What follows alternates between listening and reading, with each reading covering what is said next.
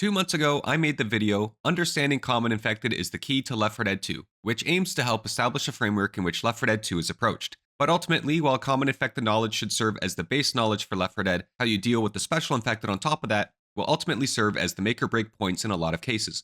So in this video, we're going to deep dive into the Special Infected specifically and the little nuances that can come in dealing with them. In what order do you prioritize Special Infected?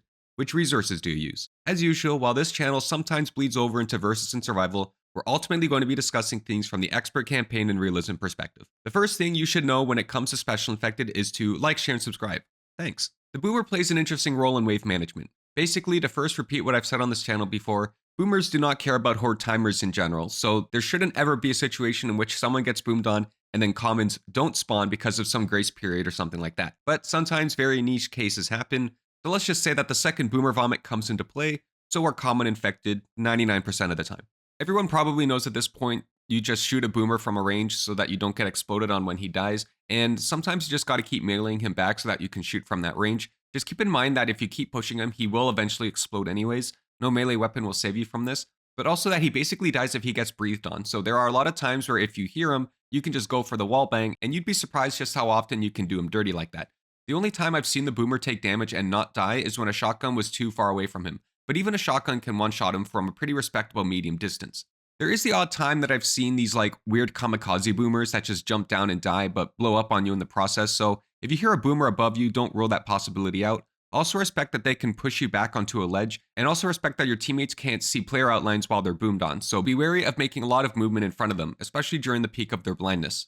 Also, when someone gets boomed on, their screen will shake for a short bit, effectively aim punching them. Repeating my expert guide video, because of the effect that a single common wave can have, sometimes you just gotta ignore other things to make sure that the boomer is shut down before he gets too close. There are moments in general you can get away with turning your attention away from a special infected, like a smoker's tongue being on cooldown or something, but a boomer is usually someone that you'll want to always be conscious of as soon as you hear him. Even if he misses his vomit, there's still the threat that he can get in close and disrupt. If a boomer's vomit is on cooldown, but they aren't pushing for one reason or another, then you can afford to not prioritize them first. When a teammate is boomed, you can take advantage of the fact that the infected will not aggro to you, so there will usually be aggressive ways to position on the horde and thin them out in ways that would be riskier if they could still aggro to you. Just keep in mind that if you directly stand in front of the infected, they can and will switch aggro to you instead anyways. And as always, if you're going to use your own boomer bile in response, make sure that it actually hits another infected.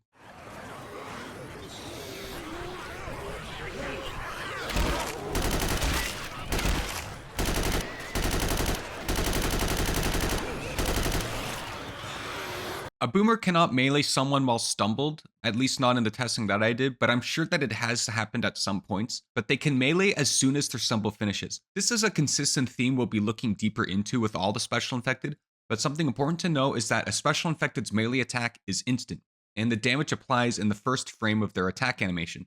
So sometimes it comes across as a special infected meleeing while being stumbled, and other times it's just a melee attack going off the instant their stumble is finished. But across the board, this means that you need to be careful with any time you want to run up to a special infected with a melee weapon, because chances are they can get that tick of damage off before you can. The hunter stereotype always goes like this. A guy runs off ahead and just gets jumped on and then leaves. The damage the hunter does in a short amount of time is pretty absurd, so once they're on someone, they deserve a lot of attention. Also a quick note that the time to kill for hunters on fire remains the same for hunters that are not on fire. Fire hunters dealing more damage was only in Left 4 Dead 1. The call out I like to tell my friends is, I'm in punching distance.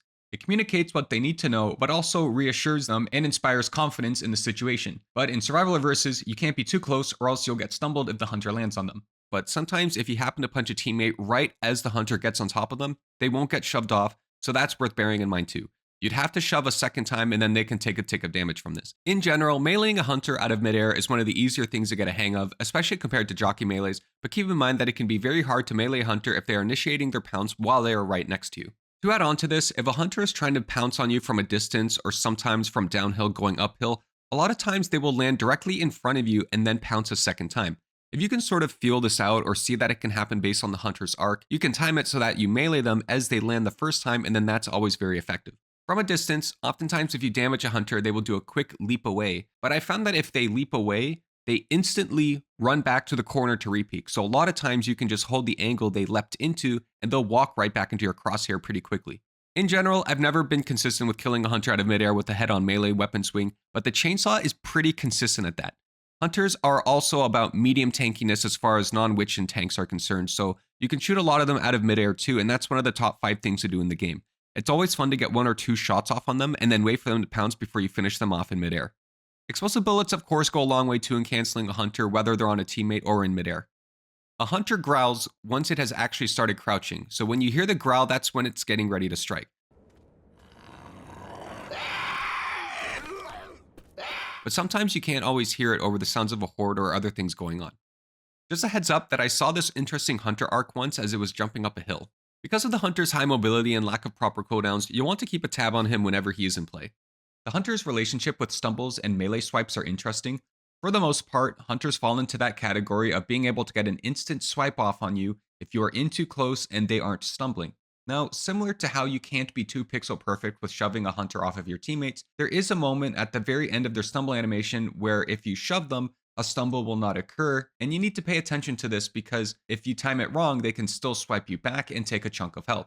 But this is not just true for the hunter. This is also true for the smoker, the boomer, the jockey, and the spitter. There was the odd occasion where he did swipe me mid-stumble, and if I had to guess, it maybe had to do with bumping into geometry during that stumble, but attempts to recreate this specifically came up dry, so I'm not 100% certain what causes it. An opportunistic smoker can really put a dent into things, namely when they pull someone behind, say, a rock or corner, and it forces you to have to move to save them.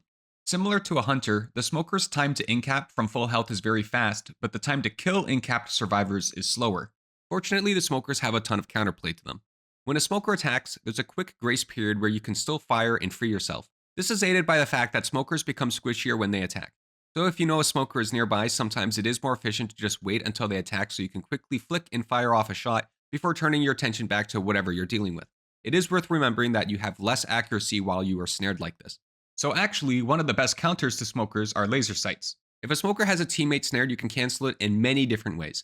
As mentioned, you can just kill the smoker, but if time is of the essence, and it normally is on expert, you can always melee the smoker, or melee the teammate, or damage the tongue, or use explosive bullets. It helps the survivor's case that the wrapped survivor doesn't actually start to take damage until they reach the smoker or can't be pulled any further. Regardless of what strategy you use to free a teammate, if the smoker is still alive, there will be a significant time before it is able to attack again.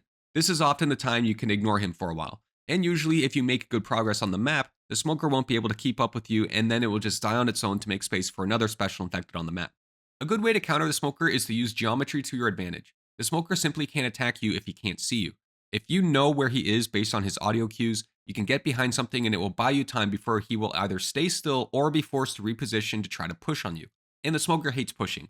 If you're ready and that smoker peeks you, he dies 99% of the time. Anything that breaks a smoker's vision, even marginally, can pay off very well.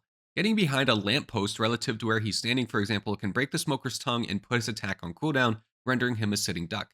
By accident, I also discovered you can throw the gas can in your hand to block the tongue as well. And speaking of smoker tongues, of course, the sharp melee weapons. It's hard to pull off consistently. Well, I've been a Deagle player for the majority of my time in this game, and I still struggle with getting the timing down consistently. Chainsaws, however, are very easy to getting the timing down and requires no formal training. Sometimes on maps like Last Stand or Coldstream, if the smoker is basically right above you and snares you, sometimes the tongue will just break free without you needing to do anything, and other times it factory resets the bots. Get him, Francis. Get him, Francis. Come on. You can do it. This has been such a good run. I consider this a bit of an exploit, but by zooming into your scope, you will render out smoke if you are standing in it, or if you're doing a channeled action such as healing or reviving.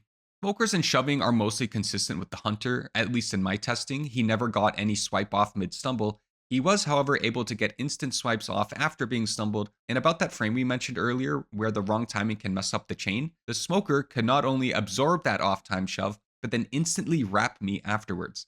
Spitters are squishy and are often very easy to fight on their own. After they spit, it goes on a cooldown where they are forced to either run away and try to re-peek later, or to move up and try to claw you. And in campaign, I don't often see them trying to run up and melee you, so if she spits and then backs away behind a corner or something, you can afford to ignore her if need be.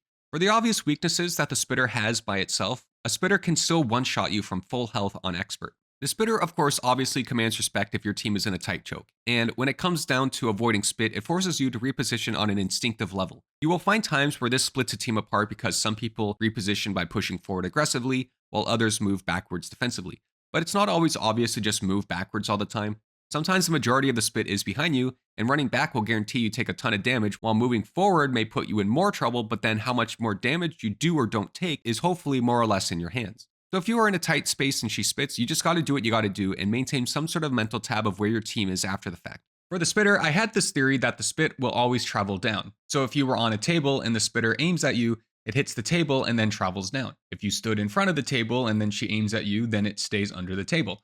This would have ramifications on being able to bait out where the spit would land to some degree, but after testing it out, I find that it's kind of a coin flip on how exactly the spit will distribute, and a lot of times when standing in the middle of this room, the spit would travel on top of the table anyways, but which table it went on was really anyone's guess. In the same vein as manipulating a smoker's tongue with a lamppost, you can also sometimes get a spitter to mess up her spit. For example, in Dark Carnival 4, I often hold this specific ledge of the scaffold, and because the center of my body is actually hanging over the ledge a bit to block common infected beneath me, it also makes spitters targeting me shoot beneath me, and now my team doesn't have to worry about being forced off the scaffold due to spit.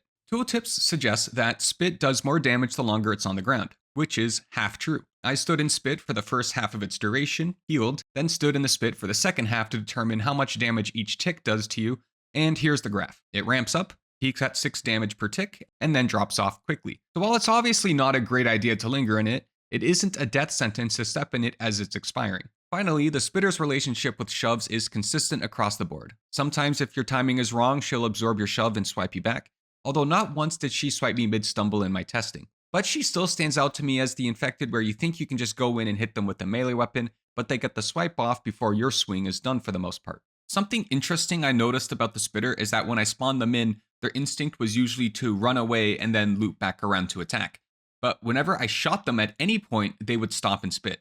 Nothing has changed between now and when I release my expert guide video. The Jockey still puts me the most on edge whenever I hear it in tighter situations. Unless you're playing on your own locally hosted server, the timing of meleeing the Jockey out of midair remains one of the more tedious things for newer players to learn. Whatever melee timing you establish with the Hunter has to be earlier and a bit higher up with the Jockey. And it also seems to help if you melee while you are moving backwards. The Jockey's time to incap a full health survivor is half that of the Hunter and Smoker, with the trade-off of course being the displacement, but because he only incaps and doesn't kill, sometimes there's leeway in letting a teammate just get incapped so you can save someone else from being killed immediately. The Jockey is deceptively tanky despite its small size, with more HP totals than the Hunter and Smoker. Outside of tanks and witches, it is the second tankiest special infected, behind only the Charger. But unlike the Hunter, I do find that the Jockey is nicer when it comes to meleeing them off. You can get pretty instantaneous when shoving them off your teammates. Just be careful with how quick and easy they can just simply hop right back onto someone after they finish their stumble animation, and how the ticks of damage are pretty instant too. They can come out of nowhere and instantly incap one person before jumping onto the next. There's also just no telegraph of when they'll jump. A Hunter has to be crouched first, which gives them both a visual and audio cue, but the Jockey can just keep lunging to no detriment. The Jockey deserves a lot of attention when it comes to prioritization because there's no cooldown on any of his attacks, so once he's in play, you'll want to shut him down. Some may consider this an exploit. I think is a bit of an exploit, but if an AI Jockey is on you, you can heavily slow down the trail he takes you down by spinning around as fast as you can. Every time I spawned the Jockey in, he just went straight for the lunge, and for the most part, there were no melee swipes while being stumbled. But he also showed he is also one where you need to mind the timing of the chain, or else this sneaky son of a gun will just mount you. And during my testing, the one time he hit me mid-stumble, he didn't do it just once, but twice. The main takeaway from shoving all of these special infected is that I think they all have the potential to swipe while being stumbled. The Smoker and the Spitter got the least, if not no damage off of me during this testing, and if a melee can stumble them, so the Hunter, the Boomer, the Smoker, the Spitter, the Jockey, they all had their frames where shoving them at the wrong time can make them just absorb it and attack back instantly. The Charger in my mind is one of the most threatening and intimidating in the majority of the times you see it. Due to a combination of its tankiness and mobility, I think it will usually deserve a lot of respect.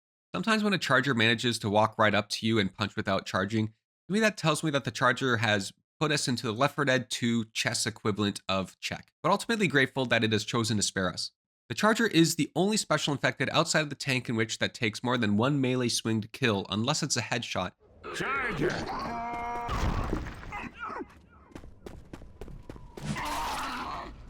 And a Desert Eagle magazine consisting of only body shots will not be able to take it down.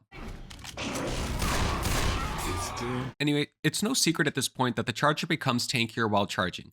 AI chargers specifically become 33% tankier. Because of this, if you watch me play, you'll notice that I normally like to hang on to my shots until the charge is finished, so I can use less resources on it overall. It's also beneficial to always keep strafing at 90 degrees relative to the charger, because then the only way it can actually hit you with a charge is if it gets very close.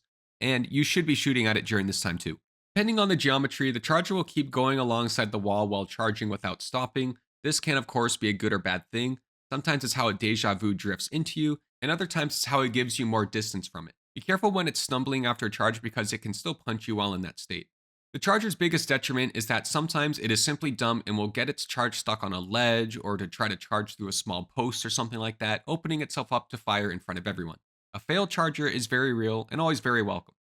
Of course, chargers require more investment to get a teammate free from it since they can't be stumbled with a melee, so any damage you do get off on it before it charges is very important, and explosive bullets are very effective at canceling a pummel, though they don't cancel charges. When you realize that the splash damage can really hurt your teammates, it really goes a long way to shoot that charger down before it gets to your team, eh? Something important to know is that during the time between when they pick up a teammate and when they finish their charge, it's still very possible to friendly fire your teammate. I've had a couple of times where I've in-capped a teammate before the charger even managed to get any tick of damage off on them because of this. Finishing off a charger with a melee weapon mid-charge is always risky. You need to do a fair bit of damage first, but also the timing is earlier than you think it will be, and it's easier if you kind of try to do it from off to the side and not directly in front. I've read that it is possible to one-shot a full health charger that is charging with a melee headshot, and while I don't want to call them a liar, I will say that I wasn't able to replicate it. Sometimes when a charger has you pinned in a tighter space, the animation will also slam you against the ceiling and not just the ground, but there is no change in damage per second when this occurs.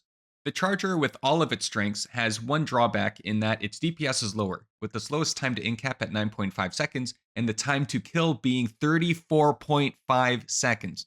Similar to a tank rock throw, sometimes if a charger is on a level beneath you, he can still hit you with his charge, but you can avoid this by jumping.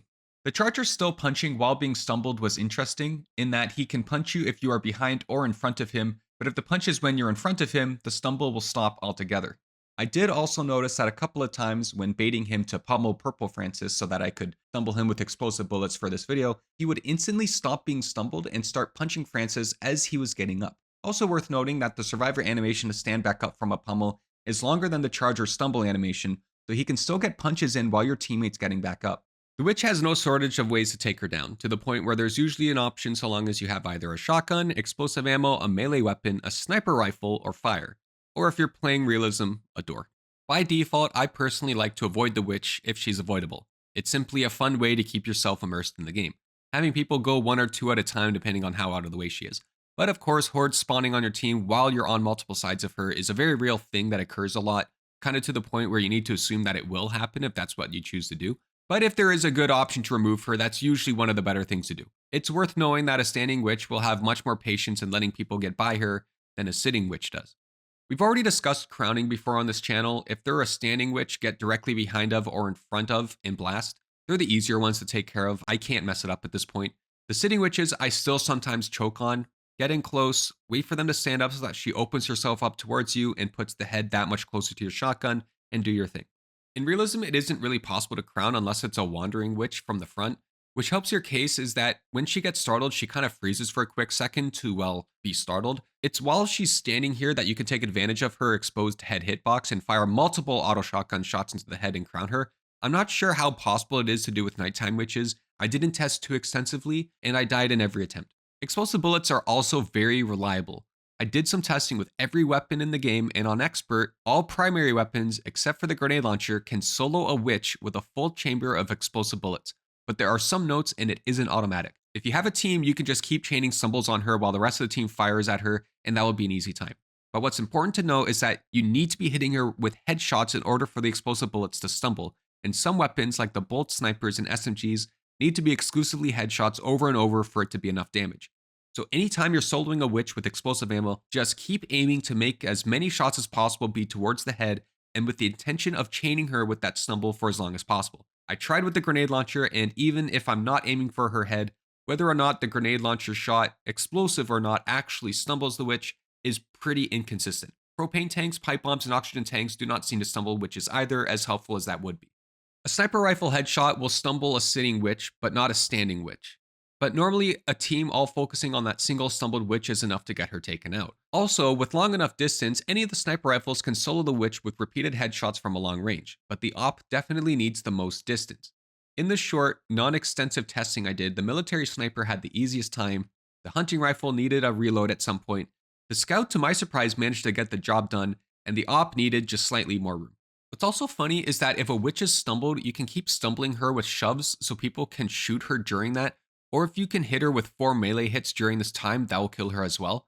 A team of 4 melee users can also all gang up on a witch and hit her all at once for an easier witch takedown. Speaking of witches and melee weapons, I'm aware that you can solo the witch with melee weapons with a good jumping strategy and hitting her from behind, but to be honest, I can't figure it out. I gave up after 5 failed attempts. You'll have to search elsewhere. Sorry, brothers. Fire in any case is straightforward and helpful. A Molotov or gas can and then running away is always helpful when there's no chance water can extinguish. Fire bullets also help a ton. I did testing on both campaign and realism, and here's what I can confirm. If it is just a single straight line, even with adrenaline, the witch will eventually catch up to you unless it is a sitting nighttime witch and she's on fire. In all other cases, the witch will catch up to you unless you incorporate turns and ledges into your kiting path. What's also an interesting thing to learn about fire is that it will set the witch's aggro to you no matter who she's on earlier. Sometimes when a friend accidentally startles the witch, I'll be able to save their life with a Molotov or fire bullet shot to switch her aggro to me, and then we can go from there. You can also switch a witch's aggro with boomer bile. I've read before that if a tank is on fire and then shot at with fire bullets, then the tank will eventually get extinguished when the fire bullet is up. I can confirm that this does not occur with the witch. When she's on fire, she'll stay on fire.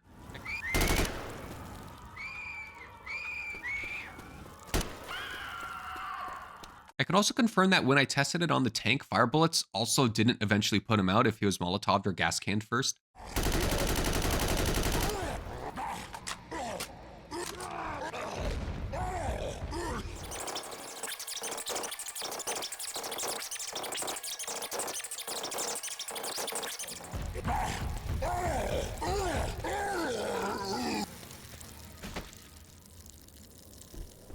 The one thing that will remain forever funny is in realism mode specifically, you can startle a witch and then close a door and she won't be able to do anything about it. Not sure why this is the case or how it stayed in the game this long, but that's something you can do. Also, another important tip, if the witch's target becomes incapped, she will take a second to raise her hands as she's, licking her lips and getting ready to eat you. This split second can be abused to save someone's life. One time, by accident, my friend incapped me when a witch was about to kill me, but then the witch stopped and they were able to kill her before she finished me off. It saved my life. It can save a teammate's, and if you ever need an excuse to shoot one of your friends, well, there you go. Also, if a witch is aggro to someone and that person just steps into either of the safe houses, the witch will just kind of stop and de-aggro and run away to despawn. In any case, if a witch is not aggro to you, but then happens to run directly into you, she'll swipe and kill you. If you're slightly off to the side, she'll just kind of push you off to the side. I'm only going to mention this because I know that if I don't, someone will mention it in the comments, but there is an exploit where you can throw a Molotov and then go idle, and this bugs out the witch where she won't know who to aggro to while burning down to death. I personally don't like this because I think if you have a Molotov, then you can kite her anyways, but also what if someone wants to try to crown or use another removal method, knowing there could still be a tank ahead or something like that. And lastly, we've got our big boy, the tank. Before I talk about fighting the tank, I want to talk about a tip that's helpful before the tank fight starts, and it's that in most cases, you can see the tank without aggroing him. Usually you can see an arm sticking out before he sees you, and this can help with information gathering. It's helpful to be able to clear as many common infected off the map as you can before you initiate the fight with him so you have a safe fighting environment. Once the fight starts, the name of the game will always be kiting. Ideally with fire, and I think we're all aware of this, most of us are also aware that a tank's rock throw is always tailored to where you're going to go based on your speed and trajectory being the same at the time the rock leaves the hand. So it's always about changing your speed or direction once he's about to release it. You can get away with some pretty cheeky and close dodges, but also be aware that sometimes a combination of either the hitbox or latency aren't always on your side, and it's a good practice to not leave it to chance. Similar to the Charger and Smoker, tiny little obstacles or geometry can play an important role in countering the rock too. Sometimes the tank throws with an overhead throw, and sometimes it's an underhand throw. The underhand throw especially is more prone to clipping geometry and exploding long before the rock reaches you. This is especially prominent if he's trying to throw uphill. None of this covers shooting the rock out of midair, which doesn't require too much investment, but in my opinion isn't the most necessary thing if you know that you can dodge it easily. I believe the rock also has a bit of a grace period once it leaves the tank's hand, so it can't be shot down immediately. The main tools that will help you with kiting is tight corners, ledges, and a predictable tank AI. The tank can't outrun you if you are 40 HP or above, but even if you are limping, he will have a hard time keeping up with you if you happen to be in a tight area with lots of corners and ledges, like the Blood Harvest Finale House, for example. Ledges especially will always buy you time to get free damage off and allow you to reposition as the tank executes its long climbing animation. This is how people get plenty of melee weapon hits in as well, all of which do about 5% of the tank's max health. But when a tank is climbing up a ledge, it's easy to get stuck inside them if you get too greedy. Another important piece to the tank kiting puzzle is that the tank's movement speed is decreased when he's taking damage. It's not a complete game changer, but it is there. And another thing that plays an important role in kiting the tank is that he will normally prioritize those that are closest to him. If he is chasing someone, but then you get close to him while he's climbing a ledge, he'll switch his aggro to you. He will also calculate who to switch aggro to after throwing a rock and go for whoever is closer. But in times where multiple people are within the same distance as him, he usually seems to go for whoever is doing more damage to him.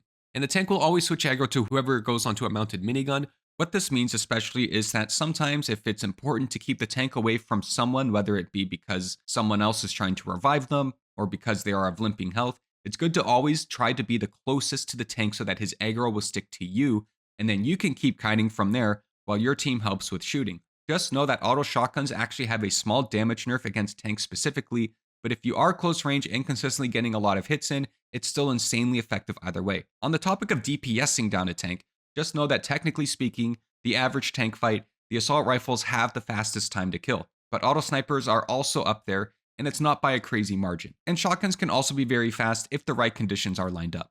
Also, tanks don't have a headshot damage multiplier, so stressing headshots on a tank won't do anything extra for you. A double Molotov will make the tank burn down twice as fast, but only while he's still standing where the two sources of fire are overlapping.